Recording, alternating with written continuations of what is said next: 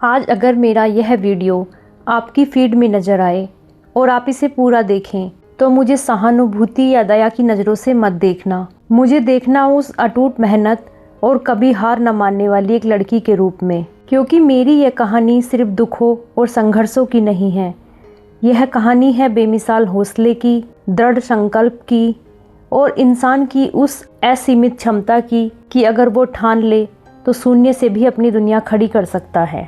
Hello everyone, मैं हूँ ललित। मैं 37 वर्ष की हूँ और अनमैरिड हूँ। मैं अभी नोएडा में अपने डॉग टिया के साथ अकेले रहती हूँ। मैं एक फ्रीलांसर हूँ और इंटरनेशनल क्लाइंट्स के लिए गूगल और मेटा एड्स मैनेज करती हूँ। आज 37 साल की उम्र में मेरी ज़िंदगी कहाँ पहुँची है, मैंने शादी क्यों नहीं की, मेरी अब तक की लाइफ जर्नी कैसी रही और कैसे मैंने अपनी लाइफ को बिल्कुल शून्य से रीबिल्ड किया। आज इस वीडियो में मैं इसी बारे में बात करने वाली हूँ। मुझे खुद को इस काबिल बनाने में काफ़ी समय लगा कि मैं इन सब चीज़ों के बारे में बात कर सकूं और अपनी ज़िंदगी की कहानी आज आप लोगों के साथ शेयर कर सकूं। सच कहूं तो मैं थोड़ी नर्वस भी हूं, लेकिन यह कदम उठाना मेरे लिए बहुत ज़रूरी था। मेरा जन्म उत्तर प्रदेश के अमरोहा ज़िले के एक छोटे से गाँव में हुआ था। मेरे पापा एक छोटे किसान थे। बचपन में बहुत सुविधाएं तो नहीं थी, लेकिन हमारी एक सामान्य और खुशहाल ज़िंदगी थी। हम 3 भाई बहन हैं, एक बड़ा भाई, एक छोटा भाई और मैं बीच की अकेली बहन। मेरी शुरुआती पढ़ाई गांव के ही प्राइमरी स्कूल से हुई है। जब मैं सिर्फ 9 साल की थी तब मेरी ज़िंदगी में एक ऐसा मोड़ आया जिसने सब कुछ बदल कर रख दिया। मुझे तेज बुखार हुआ था और दवाइयों के रिएक्शन की वजह से मेरी पूरी बॉडी में सूजन आ गई। मुझे कुछ ऐसा हुआ है जिसके बारे में मैं अभी बहुत खुलकर बात करने में कंफर्टेबल नहीं हूँ। हो सकता है कि आने वाले कुछ समय में मैं इसके बारे में खुलकर बात करूँ, लेकिन जो भी मेरे साथ हुआ है उसकी वजह से मेरी बॉडी में लगभग 40% डिसेबिलिटी है, जिसमें फेशियल पैरालिसिस, मेरे राइट हैंड में प्रॉब्लम है और मेरा लेफ़्ट फुट ड्रॉप है। मैंने अपनी लाइफ के लगभग 3 साल अस्पतालों में गुजारे हैं, जहां मेरी मल्टीपल सर्जरीज हुई, रिकवरी और फिजियोथेरेपी सेशंस चले। जैसे तैसे मैंने अपनी स्कूलिंग पूरी की और 10th और 12th भी गांव के स्कूल से ही पास किया। इस दौरान मेरा बीमारी और शरीर के साथ ये संघर्ष लगातार चलता रहा। मेरा बचपन, मेरी मासूमियत, सब कुछ जैसे कहीं खो गया था। मेरे पेरेंट्स ने अपनी सारी जमा पूंजी मेरे इलाज में लगा दी और वो एक ऐसा टाइम था कि किसी भी रिलेटिव ने किसी भी तरह की मदद नहीं की। लोग देखकर दूरी बना लेते थे कि कहीं हम लोग उनसे कुछ हेल्प ना मांग लें। मेरा काफ़ी ट्रीटमेंट चला और उसके बाद मैं ठीक भी हो गई थी। हालांकि डेफॉर्मिटी थी जो मेरे साथ लाइफ लॉन्ग रहने वाली थी, ऐसा मेरे डॉक्टर्स ने मुझे और मेरे पेरेंट्स को बताया था, लेकिन मैं वैसे बिल्कुल ठीक हो गई थी।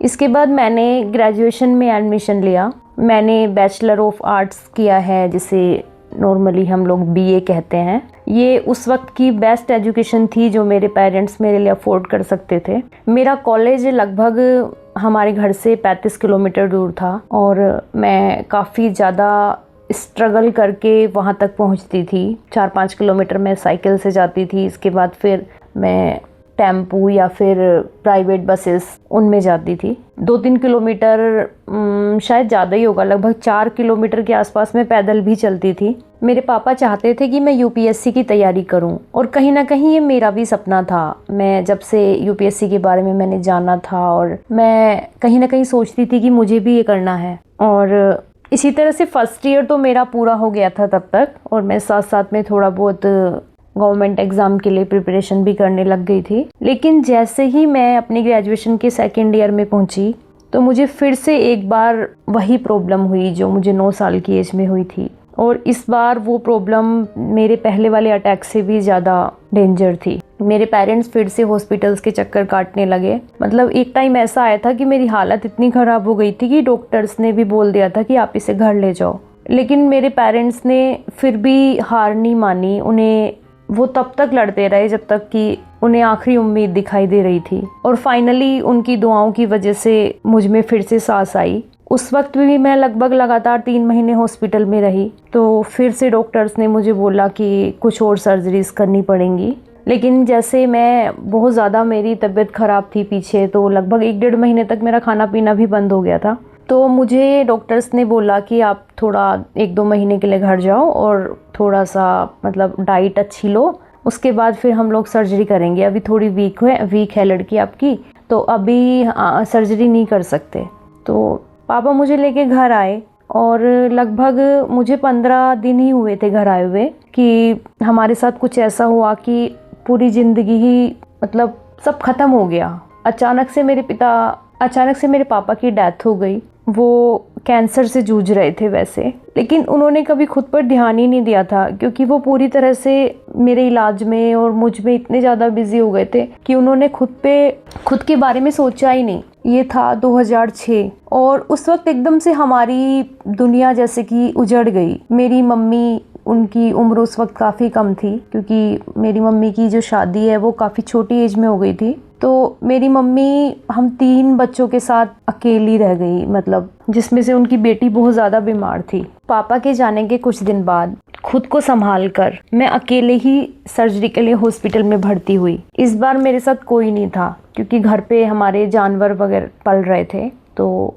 मेरी मम्मी को उन्हें देखना था। तो मैंने अपनी माँ से कहा, आप घर संभालो, मेरी जिम्मेदारी मैं खुद उठाऊंगी। और ये वही दिन था जब मैंने अकेले जीना और लड़ना सीख लिया था। उस वक्त मेरी एक बहुत ही मेजर लेग और फुट की सर्जरी भी हुई थी, जिसकी वजह से मैं लगभग 6 महीने व्हील चेयर पर थी, और ये सब मैंने अकेले ही झेला था। इसके बाद जब मैं वापस घर लौटी तो रिश्तेदारों ने हमारे शादी का दबाव बनाना शुरू कर दिया मेरी मम्मी के ऊपर। और उस वक्त मेरी उम्र लगभग 18 साल की थी। मेरा ग्रेजुएशन भी कंप्लीट नहीं हुआ था। मैं बहुत ज़्यादा शारीरिक मतलब मुझे बहुत पेन था उस वक्त, और पापा को खोने का सदमा भी था, जिससे हम धीरे धीरे उबर रहे थे।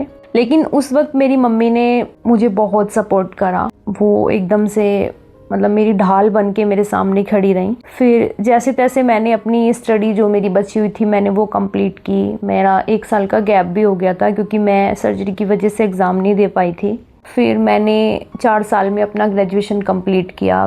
बाद में मैं अपने डॉक्टर की एडवाइस पर लखनऊ में एक चैरिटी इंस्टीट्यूट में पहुंची। यही वो जगह थी जहां मैंने पहली बार कंप्यूटर चलाना सीखा। वहां से मैंने 1 साल का ITI कंप्यूटर कोर्स किया। मैं हर वक्त रात दिन बस रोती रहती थी, और अपने फ्यूचर, अपनी लाइफ को लेके मैं बहुत ज़्यादा डरी हुई थी। उसी दौरान जैसे ही मेरा वो कोर्स कंप्लीट हुआ तो नोएडा की एक कंपनी थी जिन्होंने वहाँ पे जो भी हम स्टूडेंट थे उनका इंटरव्यू लिया था। तो लकीली मैं अकेली थी अपने पूरे बैच में जिसका सिलेक्शन हुआ था, और मेरी पहली नौकरी में जो मेरी सैलरी थी वो थी 4,250 रुपये। और इस तरह से मैं नोएडा आ गई। जब मैं पहली बार नोएडा आई थी तो मैं बहुत ज़्यादा डरी हुई थी। मैं जिस तरह के जो भी पीछे मेरी ज़िंदगी में चल रहा था, तो उन सब चीज़ों से मतलब मेरे अंदर का जो कॉन्फिडेंस था वो लगभग ज़ीरो था उस वक्त जब मैं नोएडा आई थी। मैं इतने बड़े शहर में पहली बार आई थी और बिल्कुल अकेले आई थी। तो उस वक्त जो मेरा इंस्टीट्यूट था वहाँ से कुछ एक्स स्टूडेंट थे जो यहाँ पे नोएडा में उस वक्त वर्किंग थे। तो मुझे उन लोगों के कांटेक्ट मिले अपने इंस्टीट्यूट से। तो मैंने उनसे बात की तो उन्होंने मेरी बहुत हेल्प करी। मतलब कुछ दिन मैं उन लोगों के साथ भी रही। फिर उसके बाद उन्होंने मेरे लिए एक रूम का अरेंजमेंट करवा दिया, और जब तक मेरी पहली सैलरी आई तब तक उन्होंने मुझे थोड़ी पैसों से भी मदद की थी। उस वक्त जब मेरी मदद करने वाला कोई भी नहीं था, तो उन अननोन लोगों ने जिस तरह से मेरी हेल्प करी थी, तो वो चीज़ मैं कभी भी नहीं भूल सकती। मतलब मैं उस चीज़ के लिए हमेशा से थैंकफुल हूँ। इसके बाद मेरी जॉब शुरू तो हो गई, लेकिन कॉरपोरेट वर्ल्ड की कड़वी सच्चाई भी मेरे सामने आई। मेरी इंग्लिश बहुत अच्छी नहीं थी, और क्योंकि मेरी पूरी एजुकेशन हिंदी मीडियम से हुई थी और वो भी मतलब बहुत ठीक से नहीं हो पाई थी, बार बार उसमें ब्रेक आते रहे। मैं उस वक्त बहुत ज़्यादा डरी सहमी सी भी रहती थी। बहुत ज़्यादा लोगों के साथ मतलब मेरे को थोड़ी सी दिक्कत होती थी लोगों के साथ कंफर्टेबल होने में।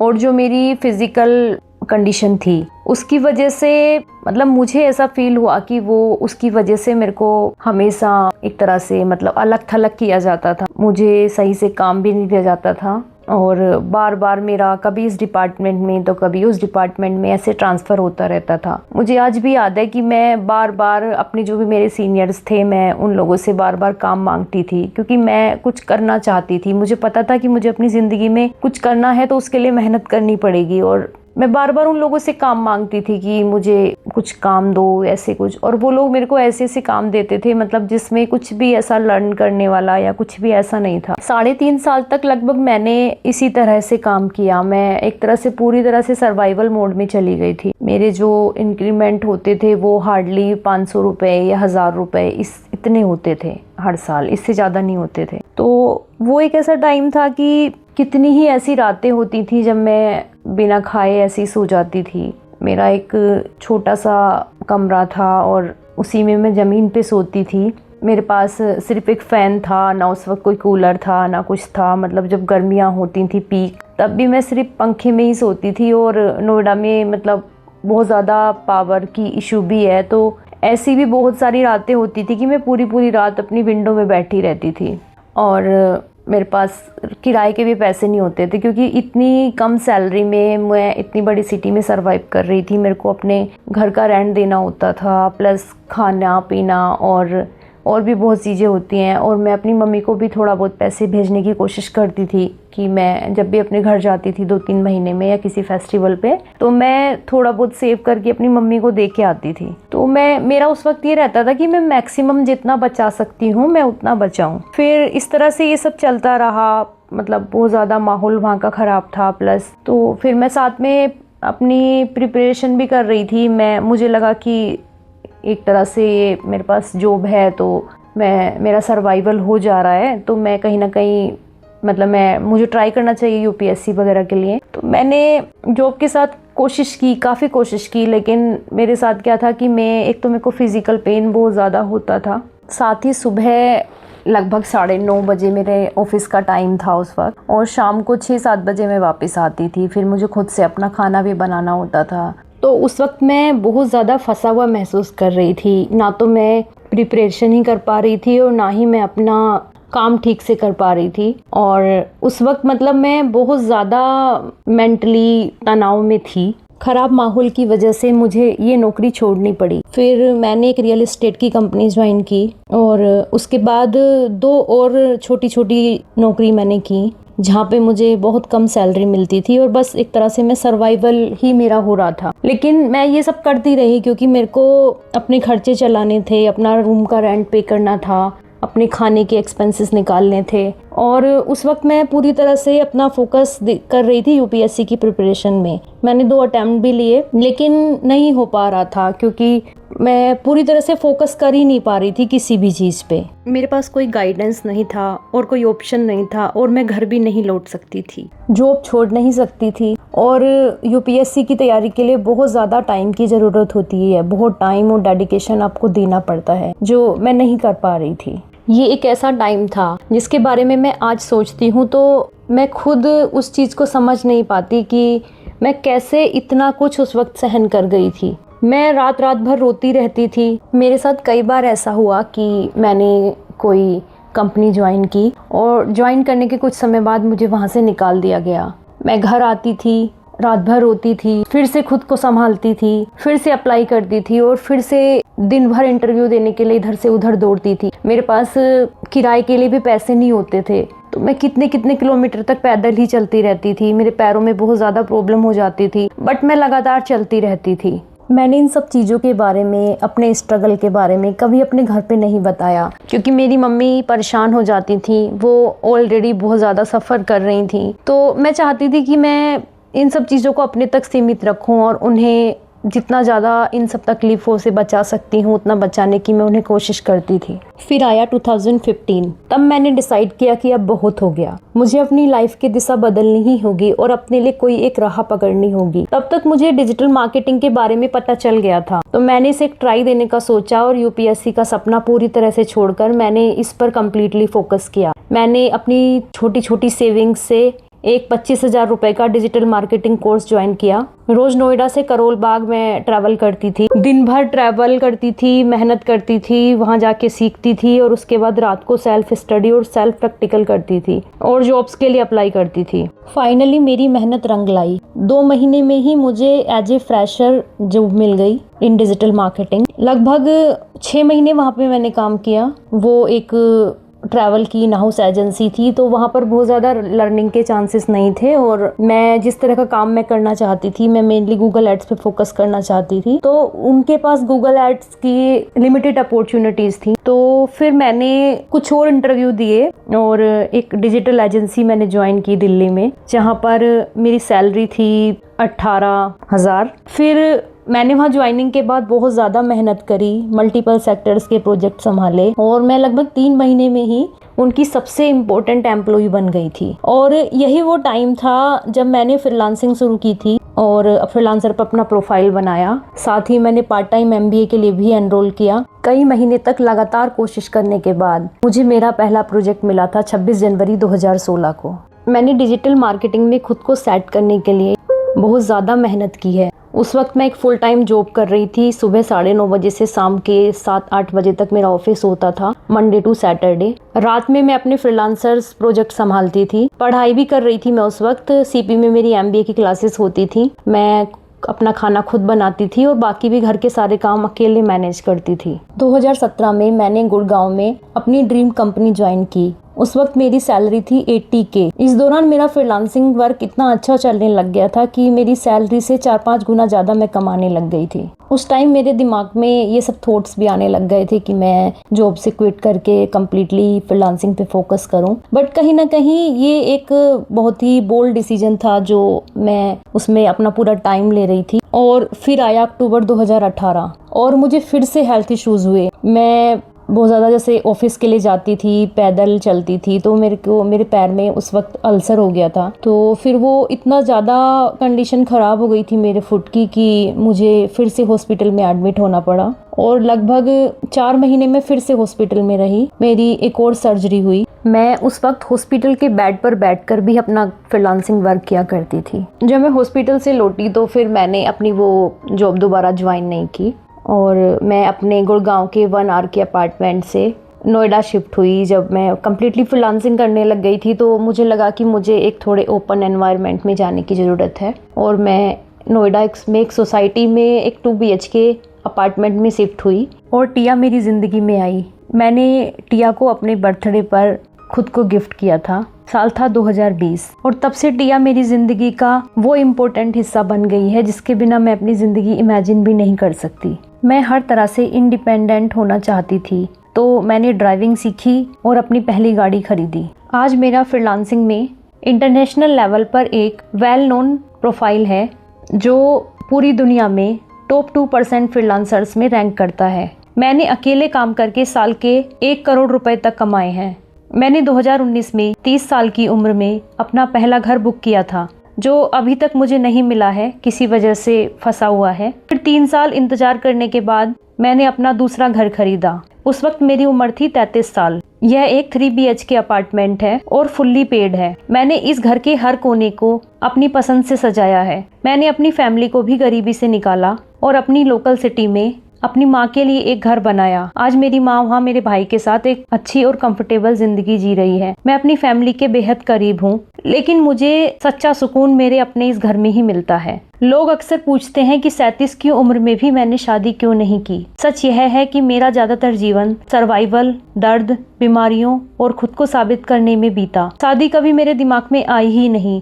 मैंने कभी पैसे या पावर के पीछे भागने की कोशिश नहीं की। यह सब सिर्फ एक सुरक्षित जीवन जीने के लिए जरूरी था। मैं बचपन से ही अपने खुद के घर के सपने देखती थी, क्योंकि मुझे लगता है कि घर आपकी जिंदगी का वो स्थान होता है जहां आप सबसे ज्यादा सुरक्षित महसूस करते हैं। मैं स्वभाव से बहुत इंट्रोवर्ट हूँ। मेरे बहुत ज्यादा दोस्त नहीं हैं। मुझे लोगों के साथ घुलने मिलने में काफी दिक्कत होती है। मैं अगर कभी किसी फंक्शन में भी जाती हूँ तो अपने लिए कोई कोना तलाशती हूँ। मुझे अकेले रहना, टिया के साथ टाइम स्पेंड करना, किताबें पढ़ना और अपने इस घर में सुकून से जीना ही सबसे ज्यादा अच्छा लगता है। इस चैनल को शुरू करने का मेरा एक ही रीजन है, अपनी आवाज उन लोगों तक पहुंचाना जो अपनी जिंदगी में किसी मोड़ पर अटके हुए हैं। निराश हैं या पहला कदम उठाने से डर रहे हैं।